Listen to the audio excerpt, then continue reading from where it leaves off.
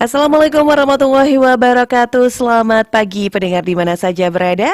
Kembali kita berjumpa di Mutiara Pagi Pro 1 RRI Tanjung Pinang. Dan untuk pagi hari ini di studio Pro 1 bersama Liza sudah ada Ustadz Muhammad Zaini. Assalamualaikum Ustadz. Waalaikumsalam warahmatullahi wabarakatuh, Mbak Liza. Bagaimana kabarnya? Alhamdulillah, insyaallah sehat walafiat. Masya Allah, Alhamdulillah. Iya, kembali kita berjumpa di Mutiara Pagi Ustadz. Dan topik kita pada pagi hari ini apa Ustadz?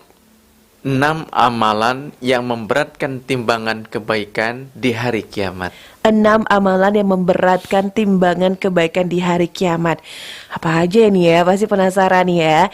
Nah, untuk Anda yang ingin bertanya kepada Ustadz Muhammad Zaini, nanti kami buka di line telepon dan juga WhatsApp ya pendengar. Tapi sekarang kita dengarkan dulu tausiah dari Ustadz Muhammad Zaini terkait dengan 6 amalan yang memberatkan timbangan kebaikan di hari kiamat. Silakan Ustadz.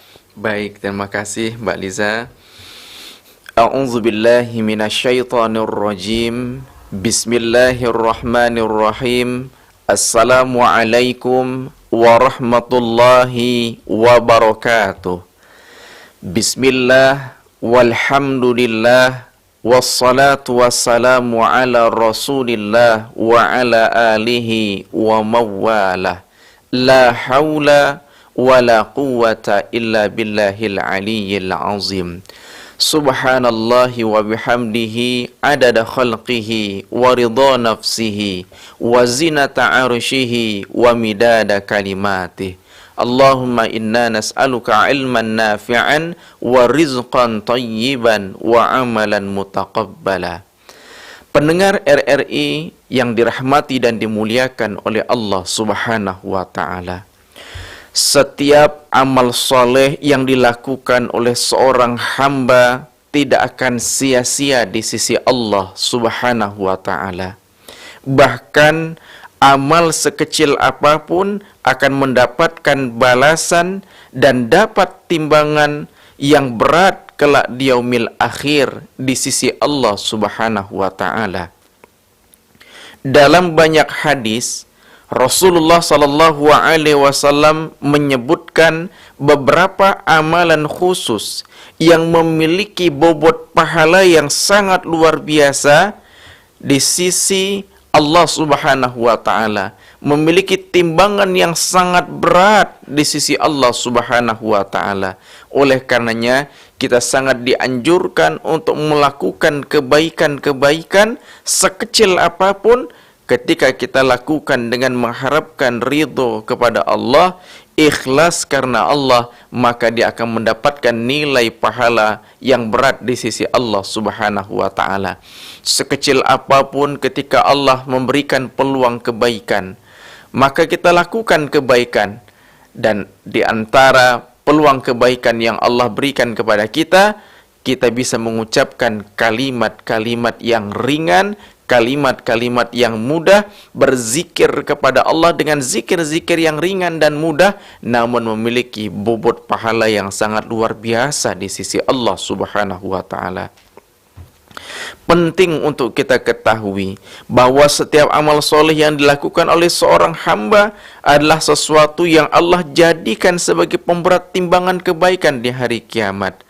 Sebagaimana firman Allah Subhanahu wa ta'ala di dalam Al-Quran surah An-Nisa ayat 40, A'udzu billahi minasyaitonir rajim.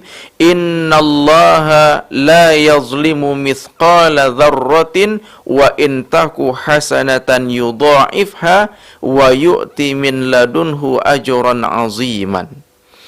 Sungguh Allah tidak menzolimi seseorang walaupun dia beramal seberat dzarrah, debu yang sangat kecil, partikel yang sangat kecil. Jika ada kebaikan sebesar itu, niscaya Allah akan melipat gandakannya dan memberinya pahala di sisi Allah Subhanahu wa ta'ala dengan pahala yang besar. Dalam ayat yang lain, dalam surah Zalzalah ayat 7 dan 8, Allah juga menegaskan, فَمَنْ يَعْمَلْ مِثْقَالَ ذَرَّةٍ خَيْرًا يَرَهُ وَمَنْ يَعْمَلْ مِثْقَالَ ذَرَّةٍ شَرًّا يَرَهُ. Barang siapa yang mengerjakan kebaikan meskipun sekecil zarrah, sekecil debu, partikel yang paling kecil, pasti Allah akan balas kebaikan yang dilakukan. Dan barang siapa yang melakukan keburukan meskipun sekecil zarrah, sekecil debu, sekecil partikel yang lebih kecil daripada debu, pasti Allah juga akan membalas keburukan yang dilakukannya. Pendengar RRI yang dirahmati dan dimuliakan Allah Subhanahu wa taala. Lalu kemudian pertanyaannya adalah, apakah amalan-amalan yang dapat kita amalkan dalam kehidupan kita sehari-hari, yang kemudian secara khusus amalan tersebut akan memberatkan timbangan amal kebaikan kita di sisi Allah kelak di yaumil akhir, dan kita akan mendapatkan balasan yang sempurna di sisi Allah Subhanahu wa taala. Yang pertama adalah hendaknya kita senantiasa mengucapkan kalimat tauhid la ilaha illallah. Ucapan ini adalah nilai yang paling berat timbangannya di sisi Allah, tapi ringan untuk diucapkan. Kalimat tauhid la ilaha illallah, terkait dengan keutamaannya, kita dapat mempelajarinya, dapat memahaminya, dan menjadikan motivasi dari sebuah hadis Nabi SAW yang bersumber dari sahabat Abdullah bin Amr bin As. Ia berkata, Rasulullah SAW bersabda, dan hadis ini cukup panjang. Saat itu Nabi SAW menjelaskan, sesungguhnya Allah akan memisahkan seorang lelaki dari umatku di hadapan seluruh makhluk pada hari kiamat. Lalu dibentangkan kepadanya 99 catatan amal. Setiap catatan sepanjang mata memandang. Allah bertanya, apakah engkau mengingkari sesuatu dari semua ini? Yang setelah dibentang Allah itu dari amal yang dia lakukan. Apakah para malaikat pencatatku, pencatat amalan-amalan apa yang engkau lakukan, menzolimimu? Maka ia menjawab, tidak wahai Rabbku. Allah berkata, apakah engkau punya alasan? Ia menjawab, tidak wahai Rabbku. Maka Allah berfirman, sesungguhnya engkau memiliki satu kebaikan di sisi kami. Hari ini engkau tidak akan dizolimi. Lalu dikeluarkanlah sebuah kartu, semacam kartu yang tertulis di dalamnya, asyhadu an la ilaha illallah wa anna Muhammadan abduhu wa rasuluh. Allah lalu kemudian berfirman, timbangkanlah kartu ini dengan catatan-catatan amalnya yang lainnya. Lalu kemudian lelaki itu berkata, ya Rob, apa arti kartu ini dibandingkan catatan-catatan sebesar itu, amal yang telah dilakukan, amal-amal yang lain? Allah menjawab, engkau tidak akan dizolimi. Maka ditaruhlah amal catatan-catatan di satu sisi timbangan, dan kartu tauhid, kalimat tauhid ini di sisi lain. Ternyata catatan-catatan itu menjadi ringan, dan kartu kalimat tauhid itu menjadi berat. Sebab tidak ada sesuatu yang lebih berat daripada nama Allah Subhanahu wa taala. Hadis riwayat Imam Ahmad, At-Tirmizi. Pendengar RRI yang dirahmati dan dimuliakan Allah Subhanahu wa taala, melalui hadis ini beberapa faidah yang dapat kita ambil. Kelak di yaumil akhir nanti Allah akan membentangkan seluruh amal-amalan kita. Lalu kemudian amalan-amalan yang kita lakukan itu ditimbang di sisi lain dengan kalimat la ilaha illallah. Maka kalimat la ilaha illallah melebihi dari amalan-amalan yang telah dia lakukan. Maka ini memberikan faidah kepada kita, perbanyaklah kita mengucapkan kalimat tauhid la ilaha illallah.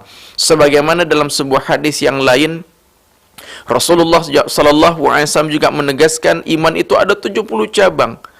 Yang paling ringan adalah engkau membuang rintangan yang ada di jalanan. Mungkin bisa duri, kaca, batu, paku, dan sebagainya. Namun yang paling tinggi dari cabang iman itu adalah engkau mengucapkan kalimat la ilaha illallah. Makna la ilaha illallah dijelaskan oleh para ulama adalah la ma'buda bihaqqin illallah. Tidak ada yang berhak untuk kita ibadahi kecuali Allah Subhanahu wa taala. Artinya apa? Orang yang bertauhid, orang yang kemudian mengakui tidak ada Tuhan selain Allah, maka dia memiliki keutamaan yang besar di sisi Allah. Maka konsekuensinya adalah apapun yang dia alami dalam kehidupan ini, semuanya bersumber dari Allah Subhanahu wa taala, dan dia meyakini kebaikan-kebaikan yang dia dapatkan dari Allah Subhanahu wa taala, dan ibadah yang sempurna hanya ditujukan kepada Allah Subhanahu wa taala. Kedua, zikir kepada Allah dengan kalimat tasbih, tahmid, tahlil dan takbir. Dari sahabat Abu Hurairah radhiyallahu anhu, Nabi sallallahu alaihi wasallam bersabda, dua kalimat yang ringan di lisan namun berat di timbangan dan sangat dicintai Ar-Rahman, maksudnya dicintai oleh Allah Subhanahu wa taala, yaitu subhanallahil azim, subhanallahi wa bihamdi. Jadi kita sangat dianjurkan memperbanyak kalimat subhanallahil azim, subhanallahi wa bihamdi. Maka dua kalimat ini ringan untuk kita ucapkan, namun pahalanya berat di sisi Allah, dan Allah mencintai orang-orang yang senantiasa bertasbih memuji Allah Subhanahu wa taala. Kemudian dalam hadis yang lain dari seorang istri Nabi sallallahu alaihi wasallam yang bernama Juwairiyah, Nabi sallallahu alaihi wasallam pada saat itu keluar setelah sholat subuh, sementara istri Nabi Juwairiyah sedang duduk berzikir. Maka Nabi SAW kembali setelah matahari terbit dan mendapati Juwairiyah masih dalam keadaan yang sama, duduk berzikir. Lalu Nabi SAW bertanya, apakah engkau masih seperti kebiasaan? Apakah engkau masih seperti keadaan ketika aku meninggalkanmu tadi? Ia menjawab, ya Rasulullah. Maka Nabi SAW menegaskan, sungguh aku telah mengucapkan 4 kalimat sebanyak 3 kali, yang jika ditimbang dengan semua yang engkau ucapkan sejak pagi tadi, sejak subuh tadi, maka 4 kalimat itu jauh lebih berat. Apakah bacaannya itu? Zikir itu? Nabi SAW lalu kemudian membacakan subhanallahi wa bihamdihi adada khalqihi wa ridha nafsihi wa zinata arsyihi wa midada kalimatih. Dibaca 3 kali oleh Nabi SAW, yang artinya maha suci Allah, segala puji baginya, sebanyak jumlah makhluknya, sesuai keridhaan dirinya, seberat arasnya, dan sebanyak tinta kalimatnya. Masya Allah, kalimat ini singkat, padat, namun memiliki kandungan yang sangat luar biasa, memuji Allah Subhanahu wa taala, bertasbih kepada Allah sebanyak jumlah makhluk yang Allah ciptakan, dan kemudian seluas ridhonya Allah Subhanahu wa taala, dan kemudian seberat arasnya dan sebanyak tinta kalimatnya. Dan zikir ini dijelaskan oleh para ulama, disunnahkan untuk kita membacanya 3 kali setelah kita sholat subuh. Maka kita amalkan setelah sholat subuh, subhanallahi wa bihamdihi adada khalqihi wa ridha nafsihi wa zinata arsyihi wa midada kalimati, sebanyak 3 kali. Adapun kalau zikir yang tadi subhanallahil azim, subhanallahi wa bihamdih, sepanjang hari kita siang dan malam perbanyak kita mengucapkan. Kita sambil tidur, kita sambil berbaring, bahkan kemudian kita sambil menyapu, sambil beres-beres rumah, sambil berangkat ke kantor, ke tempat kerja kita, bahkan di tempat kerja kita sambil berzikir kepada Allah Subhanahu wa taala. Kemudian menjaga zikir setelah sholat fardu. Dari Abdullah bin Amr radhiyallahu anhuma, Nabi sallallahu alaihi wasallam bersabda, ada 2 kebiasaan yang tidak dijaga oleh seorang muslim kecuali ia akan masuk surga. Keduanya ringan tetapi sedikit yang melakukannya, yaitu bertasbih 10 kali, bertahmid 10 kali, bertakbir 10 kali setiap selesai salat. Itu berarti 150 kali di lisan nilai pahalanya di sisi Allah, dan 1500 kali timbangannya di sisi Allah Subhanahu wa taala.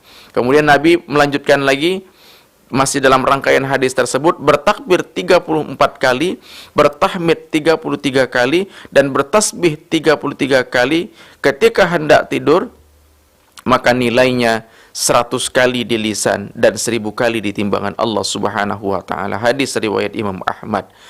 Pendengar RRI yang dirahmati dan dimuliakan Allah Subhanahu wa taala, artinya setelah kita selesai salat, sempatkan kita untuk sejenak berzikir kepada Allah. Kalau kita memiliki waktu yang cukup, kita bertasbih, kita bertakbir, kita bertahmid 33 kali. Tapi kalau seandainya tidak, minimal jangan kita tinggalkan, bertasbihlah kita 10 kali, bertahmid kita 10 kali, dan bertakbir kita 10 kali, lalu kemudian baru kita melanjutkan aktivitas kita. Itu seminimal-minimal ya, betapa pentingnya kita berzikir setelah sholat. Kemudian sebelum tidur, nah kita dianjurkan untuk banyak berzikir kepada Allah. Minimal kita bertakbir, bertahmid, bertasbih 33 kali. Dan itu sangat dianjurkan dalam hadis yang lain ketika Fatimah putrinya Rasulullah ingin meminta seorang pembantu, maka kemudian Nabi bukan memberikan seorang pembantu, padahal mudah bagi Nabi untuk memberikan seorang pembantu kepada putrinya Fatimah, tapi Nabi mengajarkan sebelum tidur bertasbih, bertahmid, bertakbir 33 kali. Dan ini kata para ulama, salah satu faedahnya selain memiliki pahala, Allah akan memberikan kekuatan dan semangat esok hari ketika dia melakukan berbagai aktivitas dan pekerjaan yang dilakukannya. Kemudian yang keempat adalah bersabar dan mengharap pahala atas wafatnya anak yang soleh. Ternyata dalam kehidupan kita, apapun yang kita alami, kalau kita sikapi secara baik, maka dia memiliki pahala yang sangat luar biasa. Dari Zaid, dari Abi Salam, dari Maula Rasulullah SAW bersabda, yang maknanya luar biasa betapa beratnya 5 perkara dalam timbangan. La ilaha illallah, Allahu Akbar, Subhanallah, Alhamdulillah, dan anak soleh yang meninggal, lalu kedua orang tuanya bersabar dan mengharapkan pahala.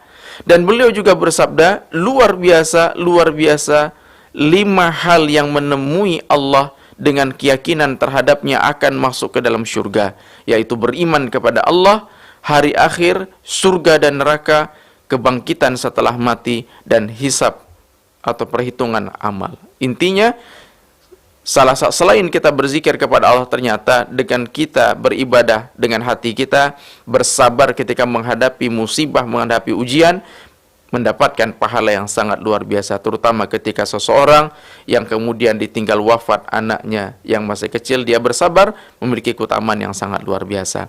Yang kelima adalah akhlak yang mulia. Nabi SAW bersabda dari sahabat Abu Darda, "Ma min syai'in asqalu fil mizan min husnil khuluq." Tidak ada sesuatu pun yang lebih berat dalam timbangan seorang muslim selain akhlak yang baik. Ternyata akhlak yang baik, akhlak kepada kedua orang tua, suami istri, anak kepada orang tua, kemudian kepada sahabat, kepada tetangga, kepada saudara, maka memiliki nilai pahala yang besar di sisi Allah. Kemudian yang keenam terakhir, mengiringi jenazah hingga selesai dikebumikan.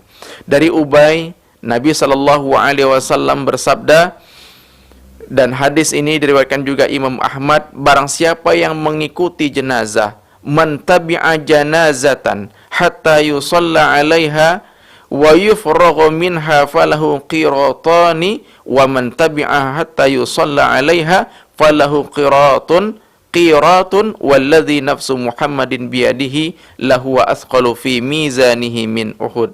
Barang siapa yang mengikuti jenazah hingga disolatkan dan diselesaikan hingga pemakamannya, maka baginya 2 qirat pahala. Dan siapa yang hanya mengikuti hingga selesai solat, maka baginya 1 qirat pahala. Demi zat yang jiwa Muhammad berada di tangannya, sungguh 2 qirat itu lebih berat timbangannya daripada gunung Uhud. Dan gunung Uhud merupakan salah satu gunung yang ada di Madinah, gunung yang cukup besar, sebagai saksi dalam peperangan Uhud.